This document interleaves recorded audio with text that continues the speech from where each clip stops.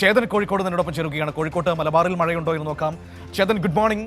എങ്ങനെയുണ്ട് മലബാറിൽ മഴ? ഇന്ന് അലർട്ടുകൾ എങ്ങനെയാണ്? ജാഗ്രതാ നിർദ്ദേശങ്ങൾ എങ്ങനെയാണ്?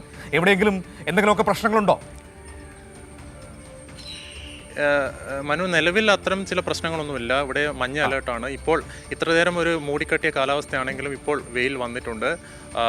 2 ദിവസം മുമ്പേ നല്ല മഴയായിരുന്നു. പിന്നീട് ശക്തി കുറഞ്ഞ മഴ, ദൈർഘ്യമേറിയ ശക്തി കുറഞ്ഞ മഴ അത് ഇന്നലെ രാത്രിയും ഉണ്ടായിരുന്നു. ഇന്നലെ താരതമ്യേന മഴ കുറവായിരുന്നു. പകൽ സമയം അല്പസമയം മാത്രമാണ് മഴ പെയ്തത്. ജില്ലയെ മൊത്തത്തിൽ പറയുമ്പോൾ പെരുവണ്ണാമൂഴിയിൽ 2 ഷട്ടറുകൾ തുറന്നു. പക്ഷേ കാര്യമായി പ്രശ്നങ്ങളൊന്നുമില്ല. ജാഗ്രതാ നിർദ്ദേശങ്ങളൊക്കെ പുറപ്പെടുവിച്ചിട്ടുണ്ട്. ജില്ലയിൽ ഉടനീളം തന്നെ ചെറിയ തോതിൽ, അത് തീരപ്രദേശത്തും അതുപോലെ തന്നെ മലയോര മേഖലയിലും ചെറിയ തോതിൽ മഴ പെയ്യുന്നുണ്ട്. ഇപ്പോൾ നിലവിൽ ആശങ്കപ്പെടേണ്ട സ്ഥിതിയോ സാഹചര്യമോ ഒന്നുമില്ല. പക്ഷേ മഴയാണ്.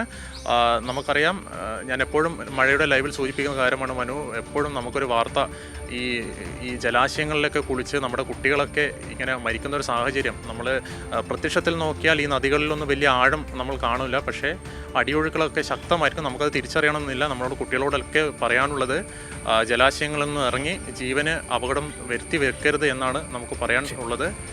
ഏതായാലും കോഴിക്കോട് ജില്ലയെ സമഗ്രമായി പരിശോധിച്ചാൽ ആശങ്കപ്പെടേണ്ട സാഹചര്യമൊന്നും ഇല്ല മനു.